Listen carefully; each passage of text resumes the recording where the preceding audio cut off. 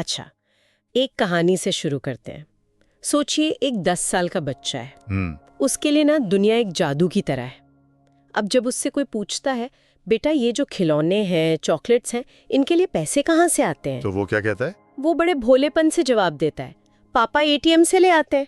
उसके लिए एटीएम एक जादुई दीवार है। बिल्कुल। और यही भोलापन अगर समझ में ना बदले तो बड़े होकर एक बहुत बड़ी समस्या की जड़ बन जाता है। सही बात है। दुनिया में शायद 90% से ज्यादा लोग पैसे के लिए काम करते हैं, लेकिन उनमें से कुछ ही ये सीख पाते हैं कि पैसे को अपने लिए कैसे काम पर लगाया जाए। और ये एक पीढ़ी की गलती नहीं है ना?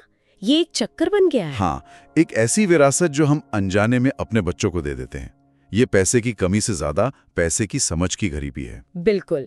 और इसी समझ की गरीबी को तोड़ने के लिए आज हम एक ब्लूप्रिंट पर गहराई से बात करेंगे। हमारे हाथ में जो स्रोत हैं वो डेव रैमसे और रेचल क्रूज की किताब स्मार्ट मनी स्मार्ट किड्स पर आधारित हैं। बहुत अच्छी किताब है। और ये सिर्फ बच्चों को पैसे सिखाने के बारे में नहीं है, ये असल में पेरेंटिंग और हमारी खुद की वित्तीय आदतों को सुधारने का एक आईना है। तो आज का हमारा मिशन साफ है। हाँ, ये समझना कि बच्चों को पैसे का असली मतलब कैसे सिखाया जाए ताकि वो उस जादुई एटीएम वाली सोच से बाहर निकल सके।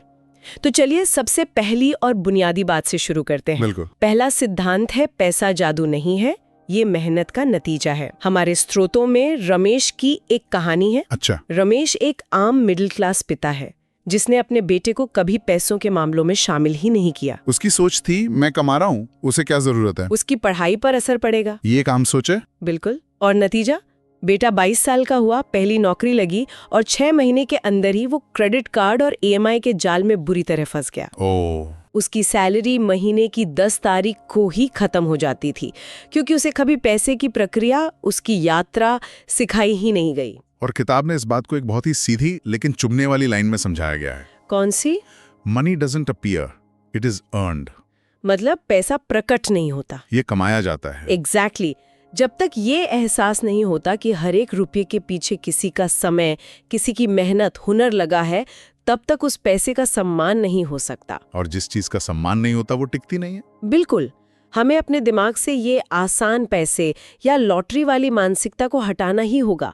वित्तीय सफलता कोई एक रात का चमत्कार नहीं है। ये रोज रोज के छोटे छोटे सही फैसलों का नतीजा है। सही कहा। और इसी सम्मान वाली बात से जुड़ा एक और बहुत जरूरी सबक है, काम और पैसे का सीधा रिश्ता। हाँ। एक माँ का बड़ा भावुक उदाहरण दिया गया है।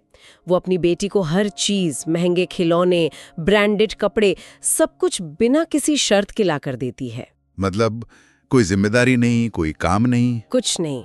फिर एक दिन परिवार पर आर्थिक संकट आता है और माँ बेटी को उसकी पसंदीदा ड्रेस नहीं दिला पाती।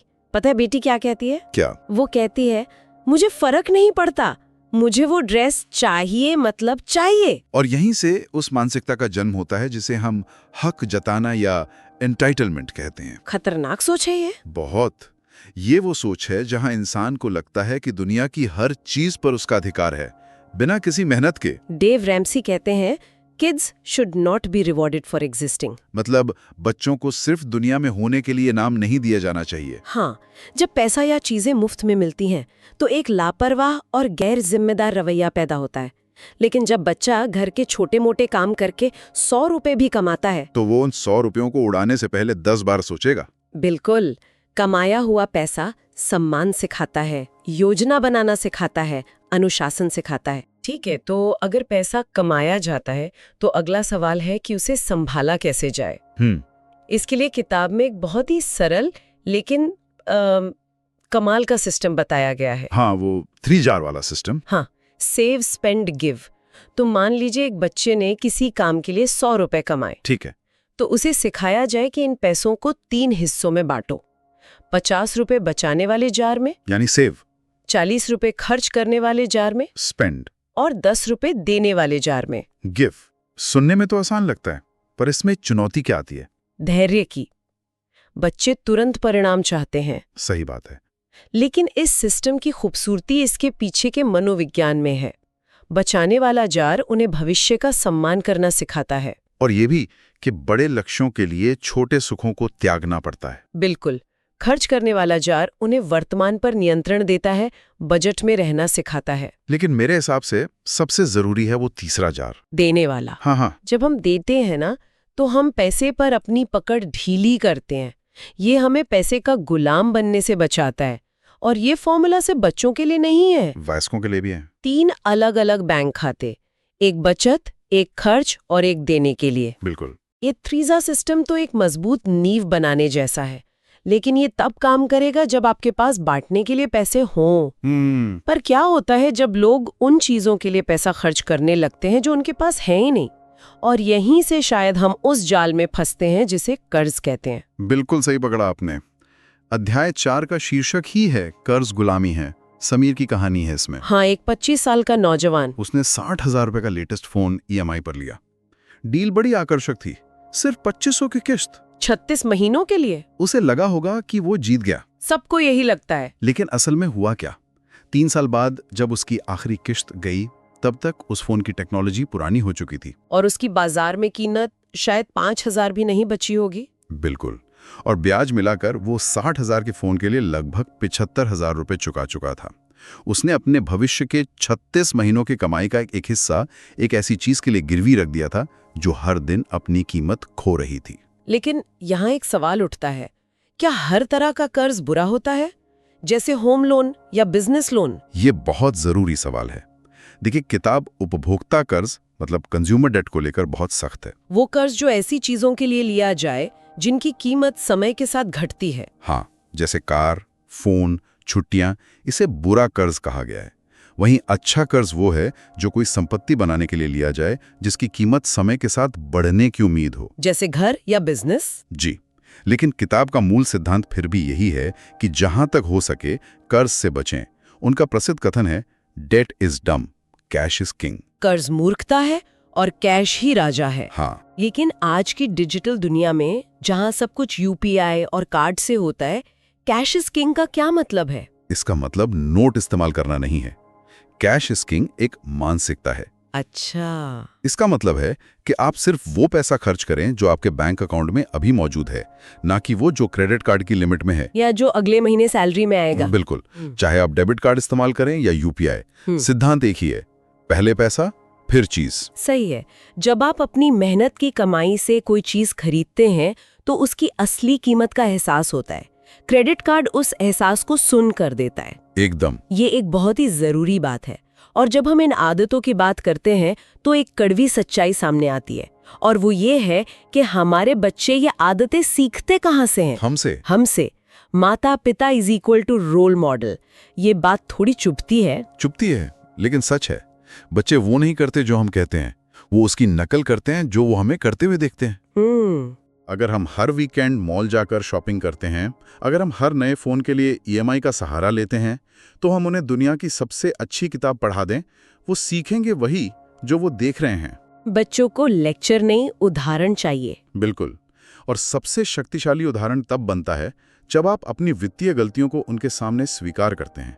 ये कहना कि बेटा, मैंने जवानी में क्रेडिट कार्ड से बहुत बड़ी गलती की थी और मैं नहीं चाहता कि तुम वो दोहराओ, ये किसी भी लेक्चर से 1000 गुना ज्यादा असरदार है। हाँ, ये पारदर्शिता विश्वास पैदा करती है। तो आदतों से आगे बढ़कर क्या सोच में भी कोई बदलाव लाना जरूरी है? एक अध्याय है बचपन से बिजनेस की सोच पर। हाँ, सारा की कहानी। हाँ, 12 साल की सारा गर्मियों की छुट्टियों में घर के बाहर नींबू पानी का स्टॉल लगाती है। 10 दिनों में वो 3000 रुपए कमा लेती है। लेकिन कहानी उन 3000 रुपयों की नहीं है। नहीं, उसे पैसा नहीं मिला, उसे कुछ ऐसा मिला जो उससे कहीं ज्यादा कीमती था। उसे आत्मविश्वास मिला, अनुभव मिला।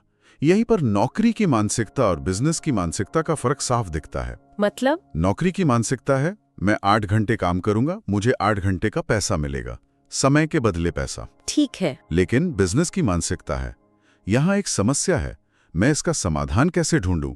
सारा ने देखा कि गर्मियों में लोगों को ठंडे पेय की जरूरत है, ये एक समस्या थी। और उसने नींबू पानी बनाकर उस समस्या का समाधान किया। और पैसा उस समाधान का बाई प्रोडक्ट था। तो उस नींबू पानी के स्टॉल ने उसे आत्मविश्वास के अलावा और क्या सिखाया? अरे बहुत कुछ। उसने सीखा कि नींबू, चीनी, पानी खरीदने में कितने पैसे लगे, ये उसकी लागत थी। उसने सीखा कि एक ग्लास कितने में बेचना है ताकि कुछ मुनाफा भी हो। उसने ग्राहक सेवा सीखी। बिल्कुल। और जिस दिन एक भी ग्राहक नहीं आया, उस दिन उसने असफलता को संभालना सीखा।